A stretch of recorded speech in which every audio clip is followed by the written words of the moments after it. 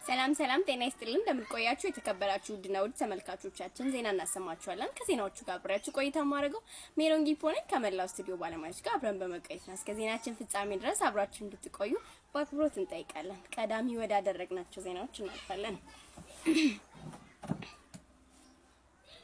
አዎ ሌቦች ነን፣ ፕሮቴስታንት እምነት ተከታዮች ሌቦች ናቸው፣ ጴንጤ እምነት ሌባ ነው የምትሉ ሰዎች አዎ ተሰርቀን ነው የተሰረቅነው ደግሞ በኢየሱስ ክርስቶስ ላንመለስ የዘላለም ሕይወት ለማግኘት ነው።